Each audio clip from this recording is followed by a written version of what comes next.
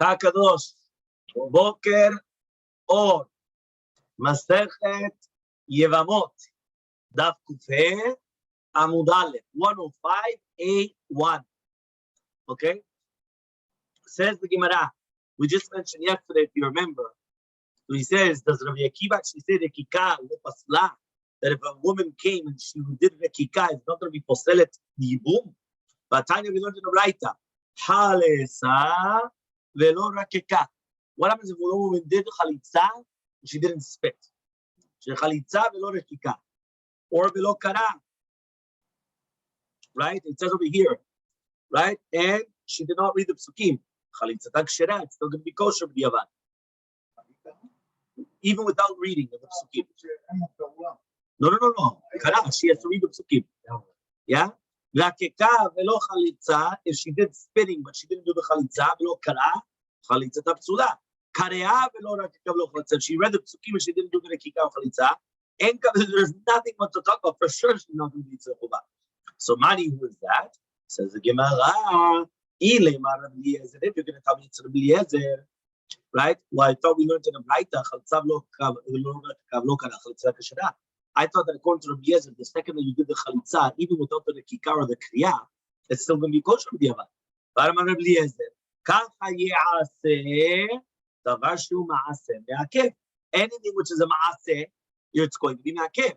Now we remember that the chalitza is a maaseh and the kikar is a maaseh. Elapshita, but rather it has to be Rabbi Akiva. The Ketani, and we learned that if she spit, but she did not do the chalitza, she didn't do the kriya, it's going to be pasul. So who does that call him? If you're going to tell me that she's not allowed to get married to the entire world, so pshita, obviously, right? Is there going to be a chalitza which is going to permit a woman a Yevamos to the shuk? Elalav, but rather, it has to be to the brothers. Shmamina comes to teach you over here that even according to Rabbi Akiva, the kika does not me'akev the chalitza. Nevertheless, it's poselet the yevama to do yibum. That means you have something which is called tzveidin. Tzveidin, two different meanings, which means like this. The rekika is not me'akev. Remember, the kika means rok. Rok is to spit, right, with the phlegm, right? So therefore, rekika does not me'akev the chalitza, which means that even if she didn't do the rekika, she could still come and she could still get married to the shuk, right? As long as she did the chalitza, right? It's still going to be kosher, right? Even though she didn't spit.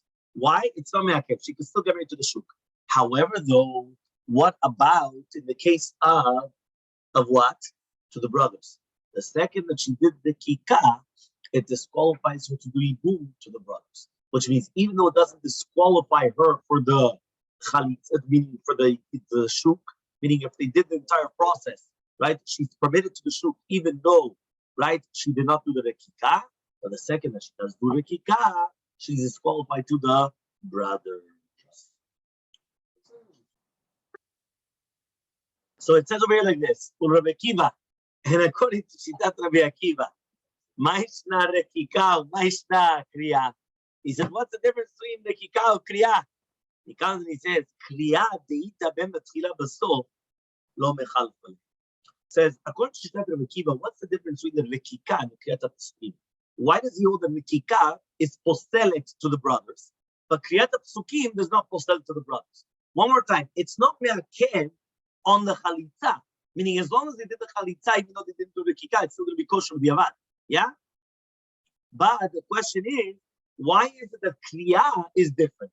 So he says the kriya is also the beginning of the chalitza and also after the chalitza. So therefore, lo mechalfele, which means we're not going to come and say that it's really chalitza. Rekika, however, we're talking about rekika. The betchila leta, but at the beginning there's no rekika. Ulvasof ita, and at the end there is mechalfele. So then we do say that there's going to make a problem. The ati lemish chalitza lachin, and then we're going to come and we're going to permit chalitza to the brothers. So because of that, that's why we're going to make a gezerah on the Yevamah. The second that she did rekika, she's not allowed to do yibum, because if not, people are going to think, one second, right? She already did chalitza, and then she comes and she did yibum. What's going on? So the second that she did the rekika, that's it. She cannot go back. The ikadam. Some people say, this is what they sent him. Yevamos tachlotz, another shita was a Yevama that she comes and she spits without doing the chalitza. She should do the chalitza, but she doesn't need to do it again the spitting. Meaning she was already Yotzei Chuvah the spitting. She doesn't have to do it again. Okay? Just like the story of a woman, she came in front of Rabbi. So Rabbi Bar Mama was sitting in front of him. She spat before taking off the chalitza. Elmaleh, Rabbi says, right? Do chalitza, ushlila tigra, and permit everything. And therefore that's it. And send her away from the beam. Meaning, make her do the chalitza now. She already spat. So make her do the chalitza, and that's it. And then just, that she leaves already doing both. Elmaleh, Rabbi says, says 1 second, right? But we still need the Yevama is going to start spitting. So he answered him, Harakikala, what do you doing? You already did it. So he says, do it again, what's the big deal? He says, no, nafat minech urban. It's going to come out of it something bad. Why? You're going to tell me to spit again. Amri, they're going to say, the first one was nothing. But you're going to permit the chalutza to the brothers. So what happens? If right now they're going to come, they're going to say that the first rekika was nothing, and therefore you have to do it again. So therefore, next time she does the rekika and then she wants to do yibum, what are you going to do? You're going to allow her because the first rekika was nothing. Kamash malan, no, that's why we don't do it again because she already did it before. So the doctor asked, but you need an order. Usually we have an order, correct? There's an order. You do Aleph, Bet, Gimel. There's an order. So also you have an order, which means first you do Chalitza, then you do the Rekika. You have the Kriya before and after, but there's an order. And so the Gemara, it's not Me'akev the order. Meaning even though they didn't do like the order, it doesn't matter. It's not Me'akev. So, right? The Husavar, he holds the Chuya Kamad Chile. That's Tam Rudachauto. Nafak Dak Velashka, but then afterwards he went up and he found that it was a Braita that says this. Tanya was learned to the Braita, whatever you did. But he just thought, sometimes when a person feels that he was pushed off with a simple answer. No. Here, Be'emet, it's written in the Braita. Doesn't matter the order, the second that the order was done, the order was done. It was the wrong order, doesn't matter. But you did everything. As long as you did everything, it was okay. Levi nafak kiyata. Levi, he went out to the villages. So they asked from him, what about a Yevama that she doesn't have any hands? How does she do it? What does she do with her teeth? So Yevama should have dam mouth. Or what happens if she spat, but she spat out blood? Right? What's the halacha? Right? So 1 second. If I'm going to come and it says in the Fulash and Pasuk, right, that there's going to be in the Shemaim Ktav emet. So he says, what? There's Ktav Shenomet. He didn't have an answer, right? Because they asked him the explanation in this Pasuk.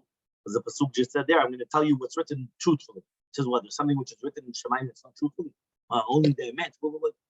So he says, he didn't have the answers. So he came to that Midrash.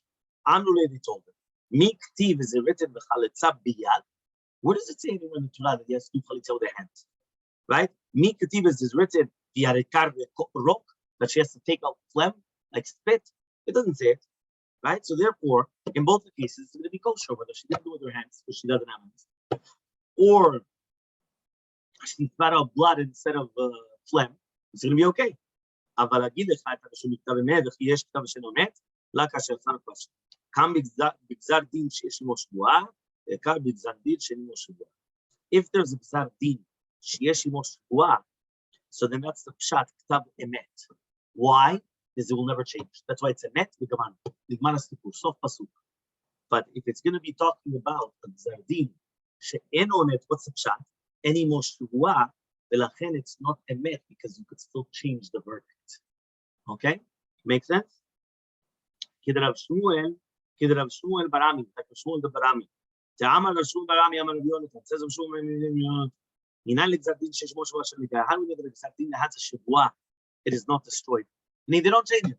HaKadosh Baruch Hu makes a gzar din. There's a shvuah. That's it. How do we know? Shneimar lachem nishbati leBeteli nitkaper avon. Beteli b'zamim mincha Adonam. Says this gzar din had a shvuah and therefore will never be batelim. That's why the people from the house of Eli, they died young because of the sin, right, that they did over there. Amar Rabba, Rabba says, "Bezevach u'mincha, bezevach u'mincha mitkaper." We're not going to be mitkaper with zevach u'mincha. What is a mincha? The sacrifice. But mitkaper b'divrei Torah. But it could be mitkaper b'divrei Torah. Abaye Amar, Abaye says, "Bezevach u'mincha mitkaper b'gmilut chasadim." It's not going to be mitkaper b'zevach u'mincha, but it could be mitkaper b'gmilut chasadim. What exactly is, right, is the gemilut chasadim? So it says over here, Rabbi Abaye b'bet Elukatim, because these two rabbis, Rabbi and Abaye, they were both Rosh Yeshivot, right? They came from Eli, right? Now, if they came from Eli, what happened? It says over here, they would die very young. But Rabbi, Rabbi, he lived a long life. How long did he live? For 40 years. Why did he live for 40 years? Because he was learning Torah. Means you see from here, which is korbanot, there's no kapara. But where's the kapara? If you learn Torah, he learned Torah. Instead of dying at 20, he died at 40, right? But Abaye, right? It says over here, Abaye right? Abaye, then he went and he lived and he did Torah and Gemilut Chasadim, so he lived for 60 years. Okay, so because of that, right? That's what happened. So again, this is the famous story of the children of Eli Cohen that they went and they were mevazet Hashem and Narim because they didn't come and they did a whole bunch of different sins over there. That they left the women there, so it's considered that they had relations with the women, but they didn't send them back home, right, to their husbands, and they waited and didn't bring the korbanot when they were supposed to. So it says in the Navi that they slept with married women. So when you really think that they slept, this is the children of Eli Cohen. So because of that, there was a gezerah on the children of Eli Cohen that Hashem said that they were all going to die very, very young, right? Because of that. So it says over here like this. There was a family that used to die always at the age of 18. They told Rabbi Yochanan Zakai, Elmaleh, and he told them, maybe Mishpachat Eliyatem. So go learn Torah and you're going to live. They started living. And then they started calling them the Mishpachat Yochanan, meaning that since Rabbi Yochanan came and he saved them, so because of that, they started calling them Mishpachat Yochanan. Right? That was their family name all of a sudden. So Amar Shmuel Bar Unya Amar says Shmuel Bar Unya Amar. How do we know that the Gzar Din which is on a tzibur is not signed? How do we know that it's not sealed? Yeah? So he says, Eno nechtam,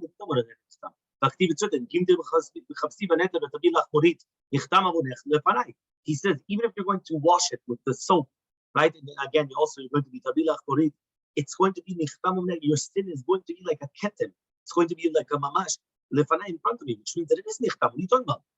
I says, no. How do you know that even if it's signed, you could still destroy it? You could still mamash destroy that zadin. Who is like a Baruch Hu that we're always going to call out to him? He's going to. So what does that mean? That even if there's a Gzar Din, we call out to Hashem, and Hashem will answer us.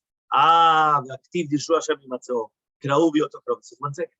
It's mashma that only sometimes Hashem is karov, not all the time, because this is to do with the Elul, if you remember, Yeshua Hashem Imatzo, right? And you have to pursue Hashem when you're going to find him, and you have to call him because he's going to be close. But it's mashma that's only sometimes. It says, she asked a question.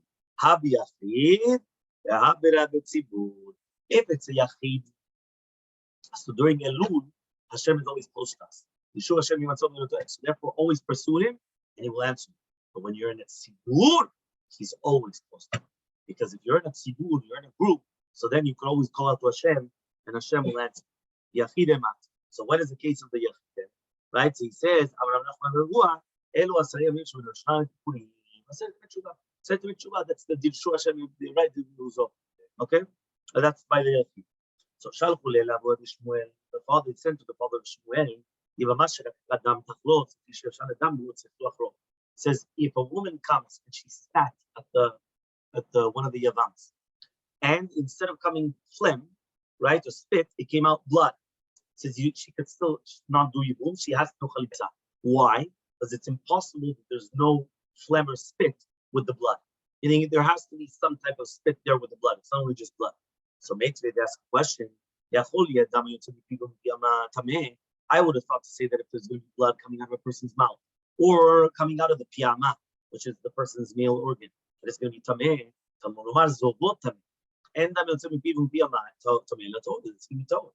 So you see from here, right? Why? That means a person could have tzachzuker roch. So now why? If the dam, which is coming out of his mouth, is not tameh, why is it tameh? It should be tameh because of the roch. Which means like this: if a person is already tameh and he spits at someone else, he makes that person tameh as well. But the dam, we just said, does not make a person tameh. But now 1 second, if you just told me now that it's impossible that there's no roch, it's the dam. So even if he spat dam at the person, it should also make him tameh. So answers the Gemara, la kasha, it's not a question. Kam b'motzetet, kam b'shotet. What does that mean? When it says Yevamah that she was rakekat dam, we're talking about the dam is coming out from her mouth, v'yoreket when she spits it out. So therefore there, right, there's also tzitucher roch in the dam. However, though, in the case of the zav, we're talking about that the dam is shotet, means it's coming out by itself. It's not talking about that he spit it out. It's coming out on itself. So any blood which comes out in itself, it's not a proof that there's also phlegm or saliva coming with that. It could be on itself. Okay? Next. Chedesh shenechlat. We're on the two dots, the bottom last line of Kufei Amud Aleph. Okay? A chedesh that does chalitza. Right? Or if you remember, we did chalitza to a katan or chalitza psula. So Kufei Amud Bet. Okay? 105b. Amar Rabbi Yudam says, these are the words of Rabbi Meir. Aval, Hachamim omerim, Hachamim say, en chalitzat katan klum. Chalitza v'katan, ze klum, rien. Yeah? Ni, zero, nada. Kana shechalitza, we're talking about now ketana that she did chalitza, so she has to do it again when she gets older. So Amar Rabbi Yudam Rav says, these words are Meir. Tamar ish hakatuv parasha. He says that it's written in the parasha ish umakshina, and we make a hekesh, juxtaposition, isha ish, a woman to a man. Aval chachamim say ish katuv parasha isha men gorotana. Ish, you're right, is only to teach you that the yavam has to be a gadol. But the woman, she could be whether gdola whether ketana. It's all the same. So man chachamim, who's chachamim? Rabbi Yosef. It's going to be Rabbi Yosef. So Rabbi Chia and Rabbi Shimon bar Rabbi Havuyatpe, because Rabbi Chia and Rabbi Shimon were sitting down, and Patach Aminai, one of them said, "There's something very interesting." Okay, but this is talking about also again about Chalitzat Yom HaKtana. When a person prays, their eyes have to be downwards. I don't know if you see, sometimes people come and they start doing like this. I've seen this a lot. Well, where you put your eyes? You know where you go? Ah, very good. That was Mishavra. You remember we brought it down. So here it says the person has to come and put his eyes downwards. So then when a person prays, he has to put his eyes downwards, right? Okay, so which means, right? He shouldn't put his eyes upwards, right? So he comes over here like this, right? There's a whole question. You have to look much down or not down, but okay, there's a lot of footnotes here. Okay. So he says, Sham kol hayamim. One of them says, "Enav lemala," upwards. Ne'eman nisa levenu al kapayim. Adahak yata yishma Rabbi Yosef legabay. Amar lo b'maiski. What are you guys talking about? Amru le told betfilah. Amar lo, he says, "Kach amar Abba mitzotzei shetenu lemata v'libo lemala k'dei shitkaymu shem mitzvot." No, meaning somebody might take the wrong explanation and say, "Oh, 1 second, it's a pasuk." No, it's a minat taut. No, minat taut. Let me continue. Yeah, minat taut. A person could accept the taut, right? But there's no machloek. Why? Two psukim. One of them is mashma, your eyes above. Another one is your eyes below. It says no, your spiritual eyes are above, which means libo, right? The lev, which that's where your kavanot are, right? So there has to be lemala, but your eyes are going to be lemata. Right? He comes and he says, "Oh, 100% close. You can always have your eyes closed, right? But also your head should be down, not upwards, right?" So Rabbi came to the yeshiva. So Rabbi Chia and Rabbi Shimon and Rabbi, which were they were very kalei aguf, they sat down immediately. But Rabbi Shimon and Rabbi Yosef, but since he was heavy, he was going very, very slowly to his place. So Elmaleh Abdan, the student of Rabbi, came and he said, "Me, who's this Al Rasham Kadosh?" He says, "The guy that's standing right on the heads of the people." Elmaleh, he says, Ani Shmuel Shabbat Limot Torah Rebbe. It's me, Shmuel Rabbi Yossi, that I'm learning Torah from Rebbe. Elmaleh, he says, are you fit to learn Torah from Rebbe? Elmaleh, this is what was Moshe Rabbeinu fit to learn Torah from Rebbe? Elmaleh, he told him, and what is your Rabbi Elohim? Amar Rav Yosef says, Shakle Rebbe, Rebbe, right? He kept quiet, right? He kept quiet. Because he went and he said, Rabbecha velo Rebbe, and he didn't say Rebbe, which means Rabbi Yishmael Rabbi Yosef told Abdan, Af ani zekuk leRebbe b'chodo. I don't need Rebbe for everything, right? And therefore, it did actually happen at the end. Rebbe tzarich lismoch al odat Yishmael al odat aviv Rabbi Yosef, right?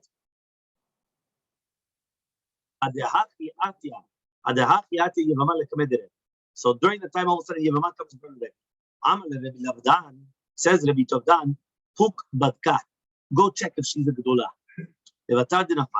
Right after, which means that she has two hairs. Okay?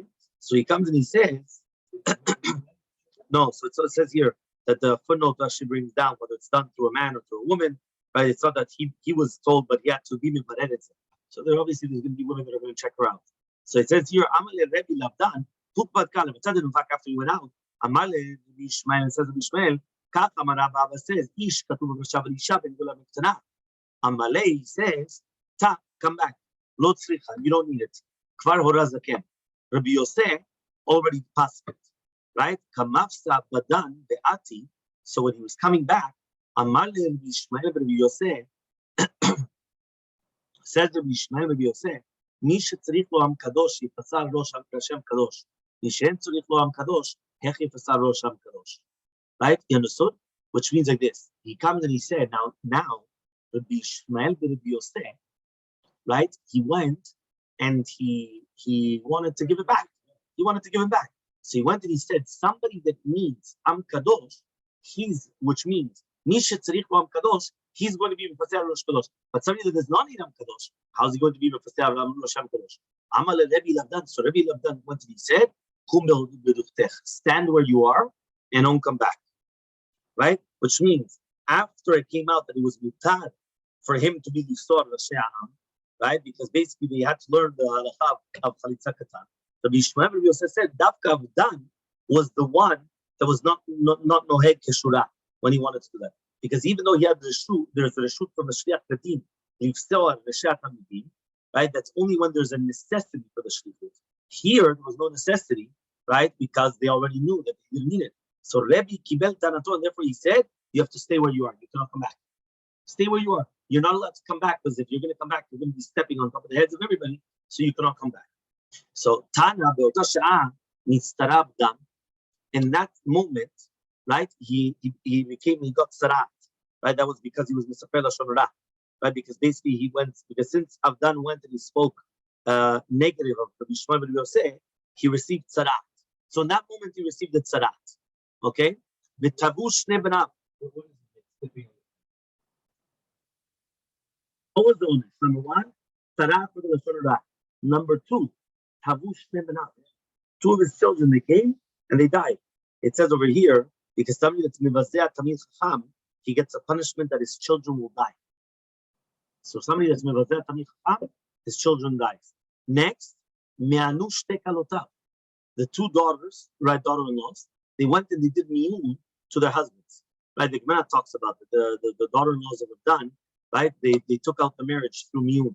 Right? So it was like an onish on the fact that he said pasar she'am le'lotzoreh. So therefore it was like right, in that case of Chalitza, so it comes out that they didn't even have to check the Yevamah, but Kalotav Hayut Tzrichot Libadeh, to check if Be'emet Yigdilu or Lo Yigdilu. Okay? So therefore they did miyun. So Amar, there's another two daughters, right? Meaning the two sons died and then the two daughters-in-laws, but they wanted to do miyun. So Amar Rav Nachman bar Yitzchak, Brich Rachmana Baruch Hashem Anachman, Tekasfeh le'avdan ve'alma, that he embarrassed him in this world and not in the next world.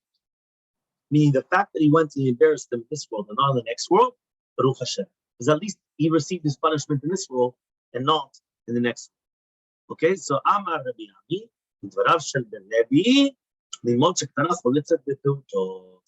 learn from here, from the words of Rabbi, right, which is basically Rabbi Yosef here.